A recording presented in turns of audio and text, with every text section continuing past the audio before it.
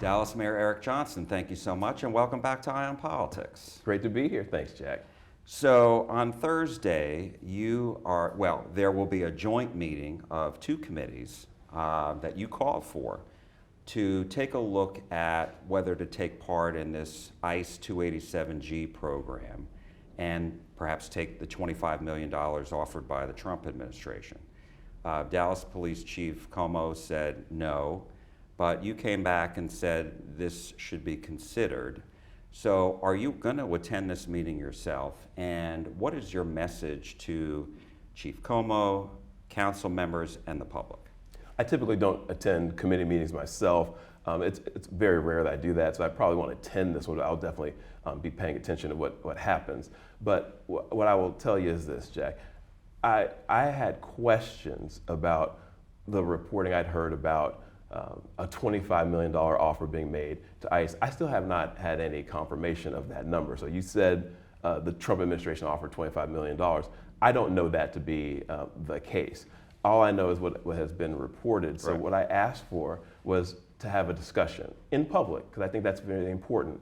I think the public needs to understand, well, first of all, I think there's been some discussion about the 287G program. I've heard wildly different things about what the program does and how it operates. So I'd like to hear from ICE about how the program actually works. But then more importantly than that even is, as a result of the big beautiful bill, there's now a funding stream that's new, that's associated with the program to induce participation in the program. And I'd like to understand how that works, because I've not been told any details about that. So the purpose of this meeting is to really get the facts.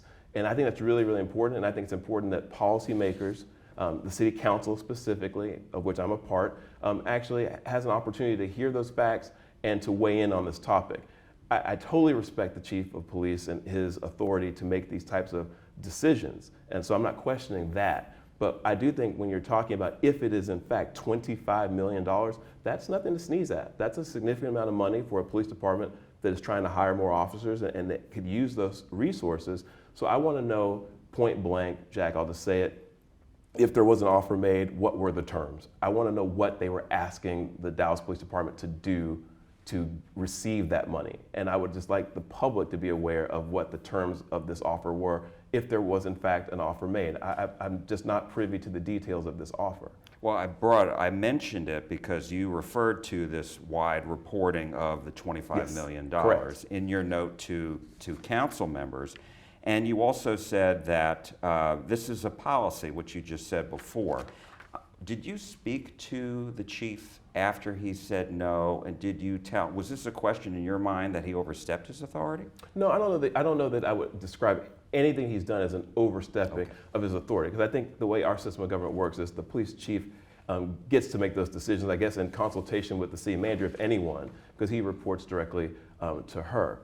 And so I took the reporting and what the chief said, I took him at his word. I believe that what he's saying is true, but I would like to understand what went into that decision. So I'm not questioning whether or not he had the authority to make the decision, but I do think when we're talking about $25 million, the public would benefit from understanding what went into that decision. And again, like I said, I do think we need to understand what this program and this funding stream, which is new, is asking of police departments in order to receive it. Because I don't think we are in a position, and I don't think we ever should, just sort of flippantly turn our nose up at $25 million if it's something that we can do that allows us to still stay on our mission of reducing violent crime in the city, which we're doing a great job of. And I want to commend the chief. He's actually doing a fine job of leading this department.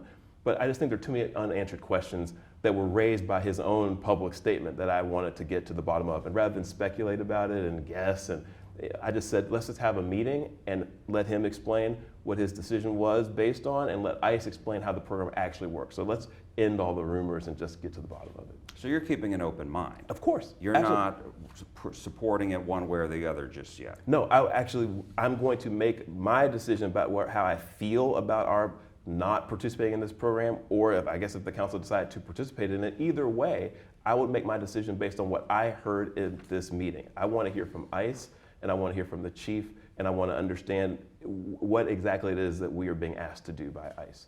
Now, if we're being asked to do anything at all. Now, the chief said in a letter about his commitment to public safety, and he explains his thinking on why he opposed joining this program. He said, I made the decision not to take part in 287G. Implementing this program would reassign officers under federal oversight, which could negatively impact response times and erode the public trust that our department has worked diligently to build. Our priorities remain clear: ensuring the safety of Dallas residents, improving response times, enhancing departmental efficiency, and strengthening our recruitment and hiring efforts. And he said this would, if joining this program would require an operation change away from these goals, making the city less safe. How do you respond to that? Well, I will tell you this, Jack, and thus the need for a hearing.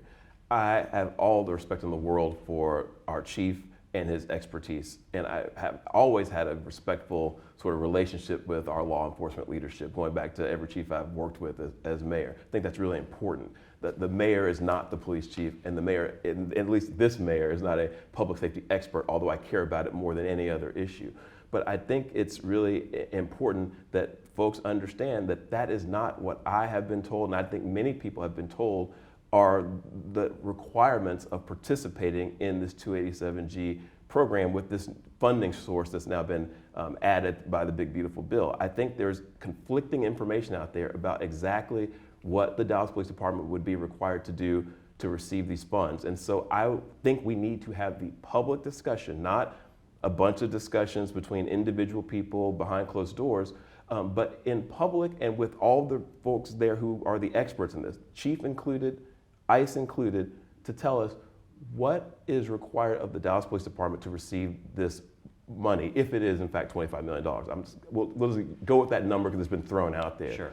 But I would like to understand if it does require an operational shift, because I have received communication from ICE. I mean, I've seen emails from them that say that their whole purpose in expanding this program, or at least the resources available to it, is to get more participation without taking local police departments off of their local priorities and their local mission, and without impeding their ability to do their jobs. In other words, to use almost their exact words, to actually assist them in the ordinary course of these law enforcement agencies doing their daily work. So I've heard the exact opposite, that it's going to require an operational shift and for the Dallas Police Department to be doing something that's not their mission to be able to participate in this program. So let's just get to the bottom of it and find out what the facts are. And what are some of the concerns that you have? In other words, is there something, if you find out that this program would require the police department to focus more on immigration and take them away, officers away from their beats, from working with the community, prevent crimes, et cetera, and respond to them, is that where you would draw the line and say, all right, Chief, you're right, I agree with you on this? I think that is the exact right question, and that is exactly the fulcrum of this for me. I would not be supportive of anything that took us away from our mission of reducing violent crime in our city. I think we have work to do there, important work to do there. It's the number one priority of the department. It's my number one priority. And I would not support and be in favor of us having our focus taken away from that. But I don't know that that's the case. I don't know that that would be required of us to do that, to participate in the program. So I absolutely would be in favor of us being able to do what we've been doing very successfully, but with $25 million, if that's in fact what's on the table, of additional resources to be able to hire more officers. So what I would definitely like to learn, Jack, from this hearing is whether or not we could do what we've been doing, carrying on with business as usual, which has been implied, if not explicitly stated in communication from ICE. If we could continue doing what we've been doing, but with $25 more million in our pocket of reimbursement, essentially, then I'd be for that. But I would not be in favor of taking the local discretion away from our police chief and shifting our focus from violent crime reduction to immigration enforcement, if that's what would be required. But I don't know that. And I think people should have a little more humility all across the spectrum on this issue. It's not pretending like they know if they haven't actually heard this directly from ICE or the police chief in an open forum like we're going to have this week. Lots of topics to discuss, Yeah. and as you That's know, a good one. That's important. I think it's so important, Jack, that the public know what's going on here. That's why I wanted to have the meeting. Yeah, and let me ask you about this other debate that's really popped up in the last several weeks, and that is the future of Dallas City Hall. And the report that happened yesterday came out that the city could have to spend nearly $600 million to get this building in shape and maintain it and rehabilitate it, et cetera. Where are you on this? Well, here's where I've been up to now, and I'm still in this phase. And there's a common theme here in terms of how I like to govern. Maybe fault my education in public affairs. I like to get the facts first, and then make an informed policy decision. I'm not a shoot, ready, aim guy. Like, I really do believe that what you should do is figure out what's what, figure out what the facts are, get straight what is actually at stake and what's going on, and then making a decision. So this is a situation where I know we have issues because I work in the building every day with City Hall. And anyone who's ever worked here knows that. Anyone who's ever visited the place on a regular basis knows that there are serious issues. The question is, when are we going to actually address those issues and how? And I decided that on my watch, we weren't going to kick the can down the road anymore, that we were going to have, again, the discussion that we need to have about the future of City Hall. So I convened a committee, which is actually a committee that we've always had, the finance committee, and it's charged with looking into what is the right thing to do from a fiscal standpoint, from a resource allocation standpoint with City Hall and other buildings too, but we need to start here. And so that's what I did. I formed a committee and I gave them the instruction to look into the options for City Hall. So everything is on the table as far as I know. I mean, everything from up to $600 million worth of repairs, and how to fund that, it would be something we'd have to think through. Annual budgets and bond packages and things like that, or some sort of status quo approach where we just fix things as they break, which is very expensive, or an alternative City Hall, moving elsewhere. I think those all need to be discussed. I'll make a decision about where I stand on it once we get all of the facts, but I will tell you this, Jack. One of the things I have heard, and I just want to sort of put out there, is that I don't think we can have this approach.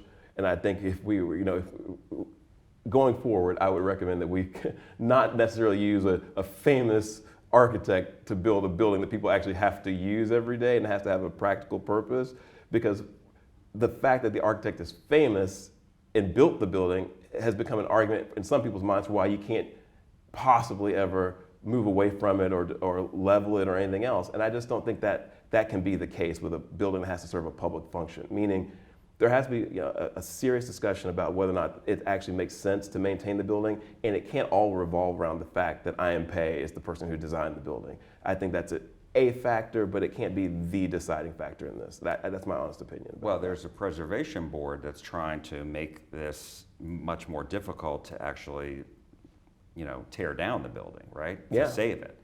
But you're not opposed to that idea of tearing down the building, if I hear you correctly? No, what I'm saying is, in essence, once I have all the facts, I'll weigh in on what I think we ought to do, but it'll be a council decision, and I do think all those options should be on the table, and I would not take off the table City Hall being elsewhere. I'm just going to be very blunt with you, Jack. The building has some serious issues, and if those numbers are correct, that's something we really have to think about. We can't just take off the table the possibility of moving from City Hall because a famous architect designed the building.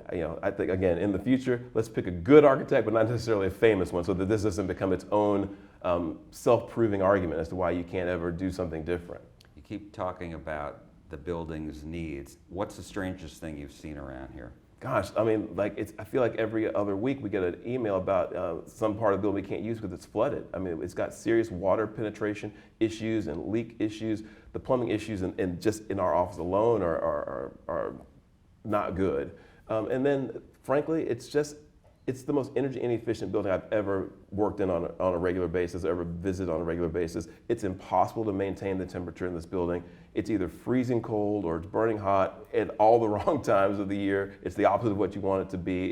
It's not a great place to work, to be honest with you, Jack, in terms of the actual ergonomics and the physical structure for getting the job done of representing the people or working for the people. So, I look at it from a practical standpoint. It's great that it was designed by someone famous, but it's not a great building to work in, period. And some council members say, maybe this would be great land for the Dallas Mavericks, new arena, etc. What do you say to that? Maybe. You're open to that? Look, I'm open to that discussion if we get to that point. But at this point, this question is about, again, I have a committee on sports retention and professional sports and all. Didn't go there. This is an issue about financial, fiscal responsibility and being a good steward of the taxpayers' dollars. And right now, we have a real serious decision to make about whether or not we want to put $600 million into trying to stabilize this building, or we want to move on from it. And that's the discussion we need to have. Any discussion about the Mavericks or anybody else purchasing this land would need to happen at that point. I would think that this land would go to the highest and best use if it were ever to be put on the up for sale or something like that. That's what I would think. I have one other question on this topic, and then I want to talk to you about the Mavericks. So the city let maintenance go on this building, right? I mean, I think that's a fact, because why else would you have all this? And my question to you is this: given that this building has not been kept up over decades, given the fact that the city has, that permitting building, which I think most people would say is a debacle, because it was never, it's unusable, and the city spent money on this, couldn't get permits on it. Do you trust the city to actually get this building back into its proper shape? I think that's a fair question, to be honest with you, Jack. And I think my answer to that would be, I think to say that the maintenance on the building has sort of been let go, I can't necessarily speak to what happened before I got here, but I do think this. There is a such thing as just, I don't want to call this building I don't know what the right phrase to use is to describe this, but I'm not sure anybody could really maintain this building very well without spending a really astronomical amount of money. I just don't think it is designed very well for public use for the purpose of being a workplace. It's interesting architecturally, but it's a tough building. It's a lot of concrete and glass, and it's tough.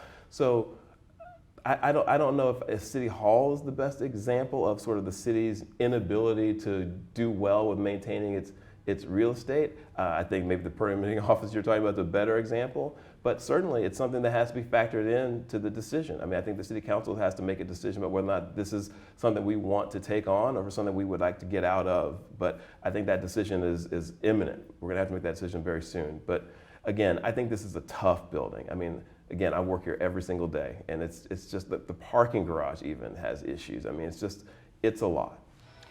So let's talk about the Dallas Mavericks, the Dallas Stars. They may leave the city. Who knows? We'll see what happens. What are you doing specifically to try to keep them here and prevent them from leaving Dallas? Well, let me say first of all, I don't think we've ever had a mayor in the history of this city, or even a city council and city leadership and the city manager's office, that's paid more attention to and had more hands-on approach to professional sports. In fact, we have a committee with that as its name for a reason. I mean, retaining these sports teams is important. And so what I'm doing personally is trying to make sure that both the Mavericks and the Stars in this case, but we talked to other sports teams as well, and we've recruited successfully some new ones to the city. I want them to know that we want them here. I want them to know that we are not a city that's sort of indifferent to sports. We love our sports team. We're sort of a sports crazy city, and I'm a sports fan myself. But it's a bigger issue than that, and I think that's probably the most important thing for the public to understand, is that at the end of the day, there's thinking about these teams as a fan, which I am, and thinking about them as a form of entertainment. And then there's what the city has to also think about, which is that these are businesses, and these businesses create economic benefit for our city, and we want them in our city for that reason also. But those businesses, because they are businesses, have considerations of their own.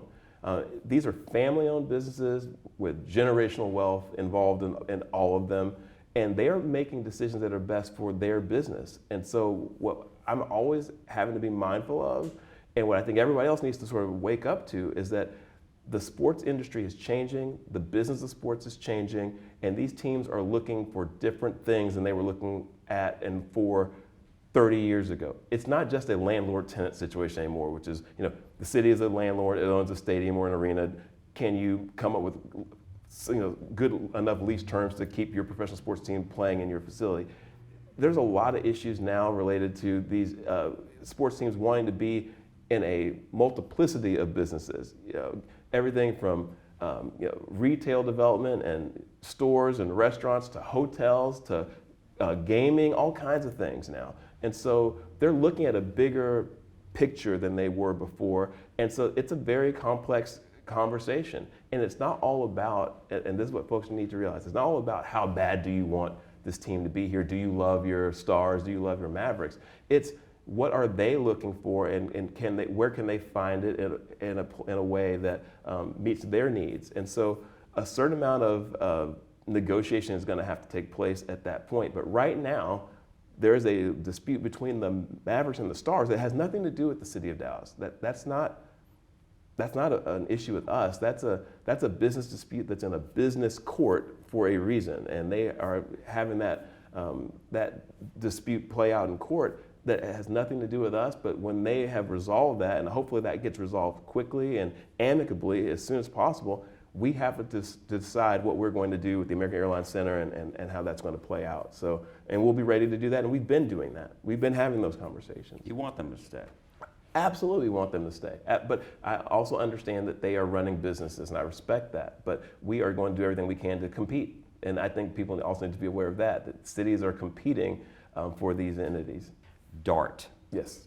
Plano, Highland Park, we've got Farmers Branch and Irving are all considering withdrawing from the agency. How concerning is that to you as the mayor of Dallas, where DART is obviously a big player? It's a concern, but again, I think there's like a theme here. I don't know if you're seeing the thread between all the topics we've been discussing. At the end of the day, entities are doing what's in their perceived best interest. This is the reality of existing in a competitive environment. It comes down to money, and it comes down to control. And what I'm getting at with DART and connecting to these other topics is we, as the city of Dallas, obviously have a lot invested in DART, and we want DART to succeed. The region benefits, I believe, from having DART. But clearly there are some entities that are member cities in DART who have a different take on the current funding mix and the current governing structure. They obviously do, or they wouldn't be having this discussion right now about going to the voters about withdrawing. So what I think where that leaves us is this. Those entities have to make a decision, and I have an opinion about what I think that decision ought to be for the time being, but I don't get to make that decision for them because I'm not the mayor of their towns, and I respect those mayors and those city councils who have to make this decision. But they have to decide whether or not they can simultaneously, and I don't think they can, work and negotiate towards a outcome that is actually mutually beneficial and that gets them the terms that would be good for them and for their residents financially and the governance structure they would like, while they're also going through the motions of withdrawing from the organization. In other words, I'm not sure you can actually be a good faith negotiator towards a better outcome and a solution for a collective if you're also at the same time entertaining leaving the collective. I think they have to make a choice there, and I would think that the right choice for everyone, and including them, would be to give the negotiations a little more time to see if they can get what they are trying to achieve for their residents in terms of transit and at the cost and with the governance structure that meets their needs before they go this route. I just think it could be a hasty decision. And so that's my honest opinion about that, is that you can't do both at the same time. You can't be negotiating a possible better future with these partners and at the same time talking about leaving your partner. So I would suggest that they actually stay at the negotiating table and work with the other member cities to try to make this work for everyone. I also think, though, that DART has to, accept that this is a wake-up call to them. They've got to do a better job of creating value for all the member cities.